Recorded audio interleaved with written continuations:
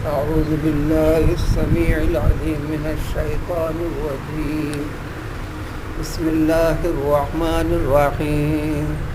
والسماء والطارق وما أدراك ما الطارق النجم الثاقب إن كل نفس لما عليها حافظ فلينظر الإنسان مما خلق من ماء دافق يخرج من بين الصلب والترائب إنه على رجعه لقادر.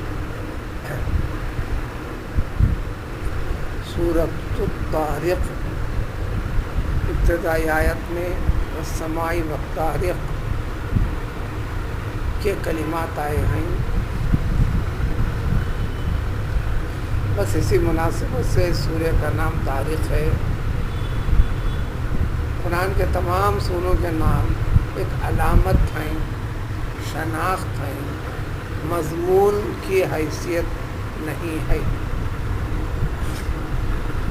جو نام ہے اس کا ذکر ہوتا ہے، اس کے بارے میں بھی تھوڑی تفصیل ہوتی ہے. اس سورے سے جو متصل گزرا سورہ اسی مضمون پہ گزرا. ان سارے حقائق کے باوجود جو اللہ تعالیٰ کے موجود ہونے کو، اللہ کے قادر مطلق ہونے کو، اللہ کے زبردست طاقت اور قوی ہونے کو ثابت کرنے والی چیزیں، اس کے باوجود بھی قرآنی مضامین، رسول کا بھیجنا، اللہ کے اس کلام کو بھیجنا، اس میں پیش کیے گئے حقائق کو تسلیم کرنے سے، ماننے سے انسان پیچھے ہٹ رہا ہے. کوئی پیچھے ہٹ رہا ہے، کوئی انکار کر رہا ہے.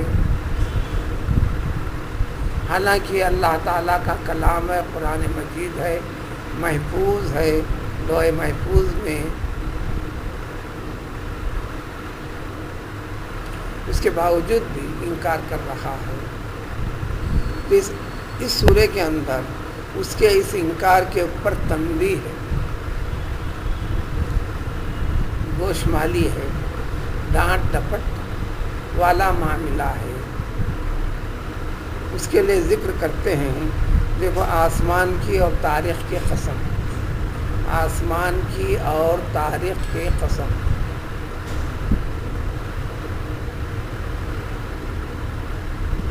آسمان کے دو معنی ہیں. ایک تو آسمان ہے، بارش کو بھی عربی میں آسمانی کہتے ہیں کیونکہ آسمان سے برستا ہے.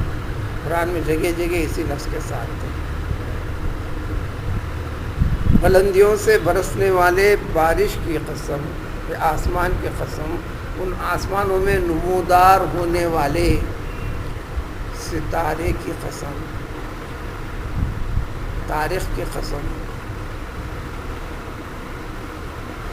تارے تو دن میں بھی ہوتے ہیں، رات میں بھی ہوتے ہیں. دن میں انسان کی نظروں سے چھپے ہوئے ہیں. سورج کی روشنی میں انسان کی نظر دیکھ نہیں پاتی، لیکن ایسے انسان گزرے ہیں، موجودہ دنیا میں ہو بھی سکتے ہیں. اتنی بڑی بینائی کہ دن میں بھی بعض تاروں کے اوپر ان کی نظر پڑ سکتی ہے، پڑی ہے.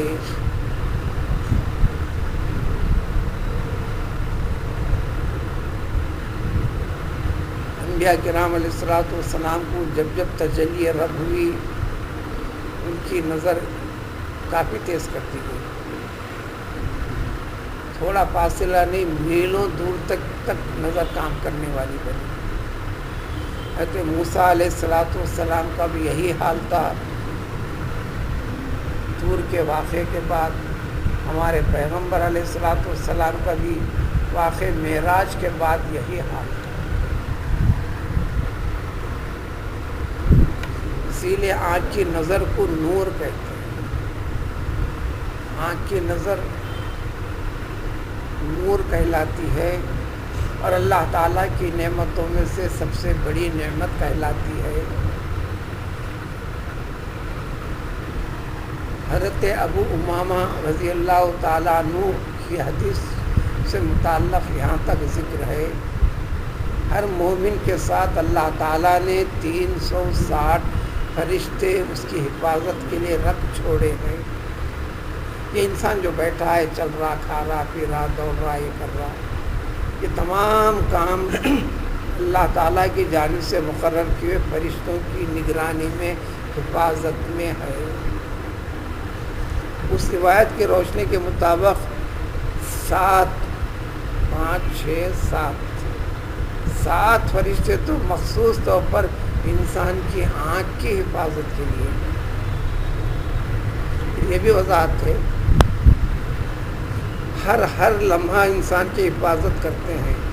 ہاں البتہ جس انسان کے مقدر میں ہے، تقدیر میں یہ لکھا ہوا ہے کہ فلاں حادثے سے اس کو گزرنا ہے، بس اس وقت پر اس فرشتے کو ہٹا دیا جاتا ہے، حفاظت ختم کر دی جاتی ہے. وہاں پر کوئی طاقت کام نہیں کر سکتی. الغرض آسمان کی اور تاریخ کی قسم، رات میں اچانک جو مسافر آتا ہے یا مہمان آتا ہے، آ کے کھٹ کھٹ مارتا ہے، اس کو بھی عربی میں تاریخ کہتے ہیں. ہر رات میں نمودار ہونے والی چیز کو تاریخ کہتے ہیں. اور یہ تارے بھی رات میں نمودار ہوتے ہیں انسان کے احساس کے لحاظ سے، انسان کے احساس کے لحاظ سے. لیکن موجود تو ہیں دن میں بھی.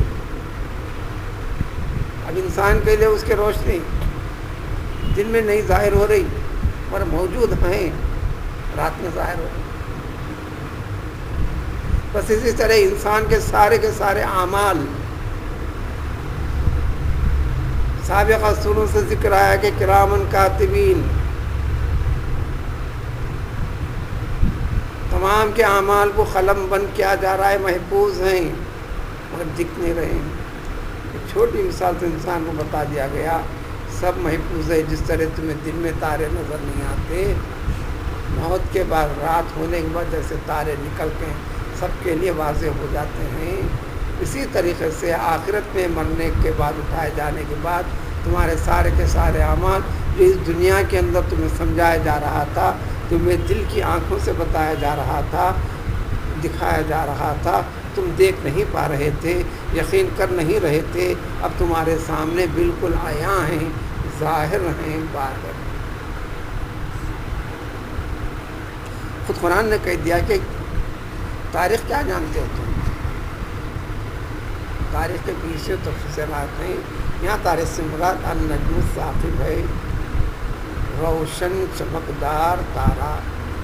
کوئی بھی تارہ مراد ہے، یا مخصوص تارہ بھی مراد ہو سکتا ہے. بعض تفاسیر کے اندر اس سے متعلق وضاحتیں آتی ہیں. تمام تاروں میں سب سے بلندی پر رہنے والا ایک تارہ ہے، اس تارے کا نام طارق ہے، اس کا نام ہے زحل. تو وہ تارہ ہے جب یہ چیزوں کی قسم کھا کر اتنا بڑا نظام قادر مطلق کا، پھر اللہ تعالیٰ کے کلام کو، حقائق کو پیش کیے جانے پر انکار کرتا ہے، یہ جرت اس کی. پھر تاکید کرتے ہیں، دیکھو ان کل نفس لما علیہا حافظ، کوئی انسان ایسا نہیں، یعنی ہر انسان کے ساتھ بلا کسی مذہب و ملت، بلا کسی فرق کے، جب انسان ہے سارے انسان اللہ کے، جب انسان ہے سارے انسان اللہ کے، مومن غیر مومن یہ بات علیحدہ ہے، لیکن سب بندے اللہ کے. یہودی کا جنازہ گزر رہا تھا، نبی کریم صلی اللہ علیہ وسلم صحابہ رضی اللہ عنہ اجمعین کے ہمراہ تھے. جنازہ جب آیا تو آپ اپنے آپ کو ٹھہرا دیا، رک گئے. صحابہ تعجب کرتے وضاحت طلب کی، یہ تو غیر مومن کا جنازہ ہے یا رسول اللہ صلی اللہ علیہ وسلم. تو آپ نے فرمایا غیر مومن تو ہے لیکن انسان تو ہے نا، انسان ہے نا. ایمان نہیں لاتے اللہ کی بندگی سے، اللہ کے بندوں میں سے انہیں نکل جاتا نہیں نکل. بس اتنے پہلو پہ غور کرنے پر بیسیوں مسائل مسلمان کی زندگی کے بھی حل ہوتے ہیں. ایک فقیر آیا اس کو دینا، اور ایک کافر ہے، ہندو ہے، میں اس کو کیوں دوں؟ انسان ہے دینا. بحیثیت انسان سارے انسان بھائی. مذہب اور عقیدے کے لحاظ سے مسلمان غیر مسلمان. صرف زکوٰۃ اور صدقہ فطر یہ دو چیزیں مسلمان کے ساتھ خاصے مسلمان فقیر کو مسلمان محتاج میں دینا. ماں بقی سال کے 12 مہینے انفاق فی سبیل اللہ، بلکہ دین اسلام میں عبادتوں میں سب سے بڑی عبادت انفاق فی سبیل اللہ، مال کا خرچ کرنا ہی ہے.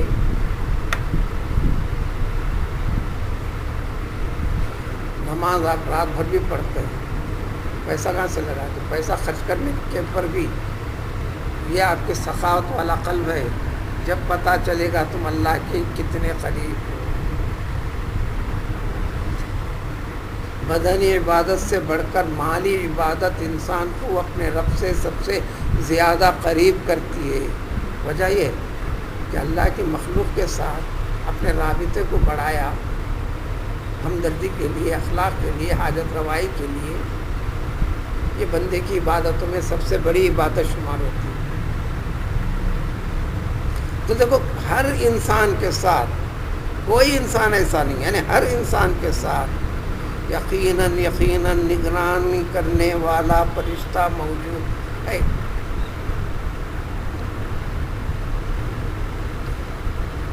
بلکہ یہاں تک ذکر ہے ایک بچہ پیدا ہوتے ہی اس کے ساتھ سارے فرشتوں کے علاوہ اس کے ساتھ اس کے لیے مخصوص ایک فرشتہ پیدا کر دیا جاتا ہے. اسی طرح ایک شیطان کو بھی پیدا کر دیا جاتا ہے. یعنی قوت خیر قوت شر ہر انسان کے ساتھ. اس سے بچے گا نہیں. لہذا فَلْيَنْظُرِ الْإِنسَانُ مِمَّا خُلِقَ. اب غور کرے انسان کی حیثیت اتنی چھوٹی، اتنی حقیر، رب العزت کے قدرت کے مقابلے میں اس کے وجود کو دیکھو. ایک حقیر پانی جو کپڑے کو لگ جائے تو 3 مرتبہ دھونا پڑے، ہاتھ کو لگ جائے تو دھونا پڑے. انسان کے بدن سے خارج ہو تو پورے بدن کو غسل کرنا لازم، ضروری اور فرض. اتنے حقیر چیز سے ہم کو اس انسان کی شکل میں اس کو منتقل کیا، انسان بنایا. اور سوچ میں رب العزت کی قدرت کا انکار، اس کی کبریائی کی قدر و منزلت کو نہیں رکھتا، اس کے حکم کی قدر و منزلت کو اختیار نہیں کرتا، منہ پھیر کر نکل پڑتا ہے. شب و روز عبادت کے مرحلے آتے ہیں، کان میں اذان کی آواز ٹکراتی ہے، اس کی اہمیت کو نہیں سمجھتا. اللہ کے بعض بندے اللہ کی اطاعت و فرما برداری میں اپنے آپ کو مشغول و مصروف رکھتے ہوئے ان کے چہل پہل قدمی کو دیکھتا ہے. یہ آنکھ سے اس کو دیکھ کر اپنے دماغ تک پہنچا کر دل کی گہرائی میں اتار کر غور و فکر کر کر اپنے رب کی یاد نہیں کرتا. جب اللہ تعالیٰ اپنے کلام کو اپنے رسول پاک علیہ الصلاۃ والسلام کے ذریعے سے ساری چیزوں کے حقائق و تفصیلات کو ہر نمونے سے، جہاں ضرورت تھی واقعات کے ذریعے سے، نتائج کے ذریعے سے، احکام کے ذریعے سے سب ذکر کرنے کے بعد پھر بھی یقین کے اندر شک و شبہ پیدا کرتا ہے. انسان کو غور کرنا چاہیے، یعنی بار بار جائزہ لینا. میری خلقت کیسی تھی؟ کل کی حالت آج نہیں، آج کی حالت کل نہیں، پھر کل کے بعد جو کل آ گیا تو آپ نہیں. اس دنیا میں آنے سے پہلے جو تھا اللہ، پھر یہ وجود کو ختم ہونے کے بعد بھی رہ گیا وہی، رہنے والی ذات وہی. وہ رہنے والی ذات اس ذات کو پیدا کر کر ایک حالت پہ کبھی بھی نہیں رکھا. اسی سے نتیجہ ہے دنیا کی ہر چیز کے اندر رد و بدل تبدیلی ہوا کرتی ہے، اور جس چیز کے اندر تبدیلی ہوتی ہے یہ نتیجہ اعلان ہے کہ وہ ختم ہونے والی ہے، فنا ہونے والی ہے. تو لہٰذا دنیا فانی ہے، نہ فنا ہونے والی چیز اس کے بعد والی جو حیات آخرت ہے وہ باقی ہے. اسی کی وضاحت غور کس طریقے سے کرو. انسان جانتا ہے، یاد نہیں. بیسوں چیزیں ان آنکھوں سے دیکھتا ہے، سنتا ہے، مشاہدہ ہے انسان کا، لیکن کثرت مشاہدے نے اس نے بھول پیدا کر دیا، غور و فکر والا سبق بھول گیا۔ قرآن سب سے زیادہ انسان کے بھولے ہوئے سبق کو یاد دلاتا ہے۔ تو خلق من ماء دافق، ایک جوش والے انداز میں نکلنے والا پانی سے تو پیدا ہوا نا، نہیں اس کو پانی کا کہیں نطفہ کا دیا فلاں فلاں اشارے کنایے سے، جو انسان کی ریڑھ کی ہڈی اور سینے کی پھسلیوں سے نکلتا ہے۔ اس کی بڑی بڑی تفاصیل ہیں، اس تفاصیل کو ذکر کرنا یعنی مختصر اس میں فرق بھی کیا ہے۔ اس مادے کے اخراج والی کے پورے بدن کا تعلق ہے، پورے بدن کا تعلق ہے۔ اس میں سب سے زیادہ رابطہ نظام انسان کی ریڑھ کی ہڈی اور اس سے آگے تحقیق، ان تمام چیزوں کے پیچھے انسان کا دماغ، انسان کا دماغ۔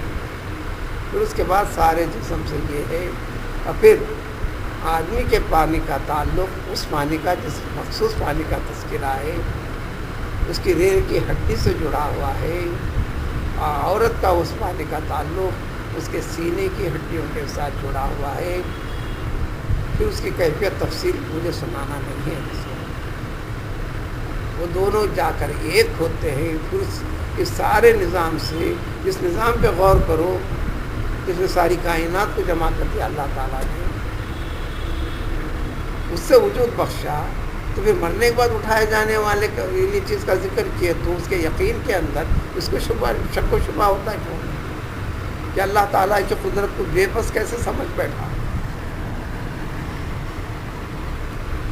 لہٰذا اس چیزوں پر یہ کرو، کر کر اس نتیجے پہنچو، پھر یاد دلاتے اللہ تعالیٰ انہو علی رجعہ، اس جیسے انسان کو جیسا قیر پانی سے پیدا کیا ہے، پھر بڑھایا، رکھا، باقی رکھا، کھلایا پلایا، یہاں تک بھی ذکر کر دیا، اماتہو، مارا بھی وہی، یہاں تک ذکر کر دیا۔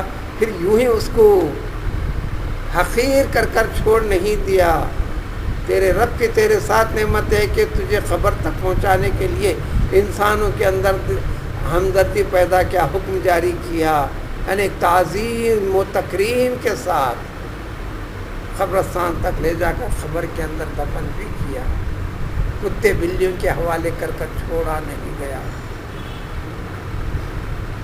ہر لمحے تک تیرے رب کی نعمت تیرے ساتھ ہے۔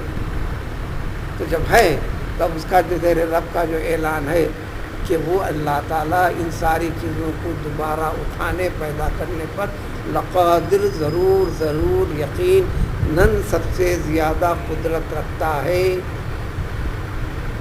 اس مقابلے میں جو وجود بخشنے والے نظام پر غور کرو تو تمہاری بھی چھوٹی سی عقل کام کرے گی، یہ سب سے مشکل اور دشوار مسئلہ ہے، پھر دوبارہ اٹھانا تو بہت آسان مسئلہ ہے۔ یہ تو وضاحت ہے، پہلے پارے سے لے کر قرآن میں 20 جگہ ذکر کیا ہے، مردوں کو زندہ کر کر بتلایا ہے، تفاصیل پیش کیا ہے۔ ٹھیک ہے، تقریر سے سمجھ میں نہیں آتا ہو، مشاہدے سے دیکھ لو، وہ مشاہدے والی چیزیں جس کا انکار انسان کو نہیں ہے، جو قوم در قوم کے ذریعے سے آتی گئی ہے، اللہ کی کتاب در کتاب کے ذریعے سے ذکر کیا گیا ہے۔ قوم موسیٰ علیہ الصلوۃ والسلام کے اندر 1 سے زائد مرتبہ، اور دیگر قوموں کے متعلق موت کے بعد پھر روح کو لوٹانے کی تفاصیل، تو پھر آخرت میں سب کو اٹھایا جائے گا، تو پھر یقین رکھتا کیوں نہیں؟ ٹھیک ہے میں مانتا ہوں، تو پھر عمل خلاف کیوں ہے؟ عمل موافق ہونا یہ یقین کی علامت ہے۔ زبان سے اقرار، زبان سے کہنا، یہ اس کی کوئی حیثیت نہیں۔ یہ زبان سے کہی جانے والی چیز جب قلبی کیفیت کے مطابق ہو، یعنی عملی طور پر آپ اس مظاہرے میں آ جاتے ہو، تو پھر وہ زبان سے نکلنے والی الفاظ کی حقیقت ایک رہے گی۔ آپ کی وہ عملی زندگی آپ کے ایمان کے اوپر کس درجہ آپ قائم ہیں اور باقی ہیں، اس کا ثبوت پیش کرتی ہے، اس کی دلیل یہی ہے۔ قرآن میں اکثر جگہ ان ایک کا انکار کرنے کا جو اعلان ہے، عملی طور پر ان کی زندگی میں کوئی اقرار والا پہلو نہیں ہے، تو وہ ان ساری کی ساری چیزوں کو انہوں نے انکار کر دیا، جھٹلا دیا، نہیں مانا۔ کہنا کافی نہیں، جو کہتے ہیں ان کے بارے میں، جو کہتے ہیں عمل نہیں کرتے ان کے بارے میں، اور جو زبان سے بالکل نہیں ماننے کا اعلان کرتے ہیں تو کھلی بات ہے، وہ زبان سے بھی انکار ہے، دل سے بھی انکار ہے۔ یہ ان کا زبان سے اقرار ہے، دل سے انکار ہے۔ جب عملی طور پر مظاہرہ ہو جائے تو پھر زبان اور دل کی کیفیت پوری طرح یکساں ہو گئی، اور وہی چاہے حکم دے دیا لما تقولون ما لا تفعلون، ایسی زبان سے ایسی بکواس کرتے کیوں ہو جو تم کرتے نہیں ہو؟ جو کرتے ہو وہ کہو، جو کہتے ہو وہ کرو۔ اسی مضمون کے متعلق پھر چند چیزوں کی قسم کھا کر اگلے آنے والی آیتوں میں مزید چند چیزوں کی تفصیل پیش کر دیا۔ سبحان اللہ۔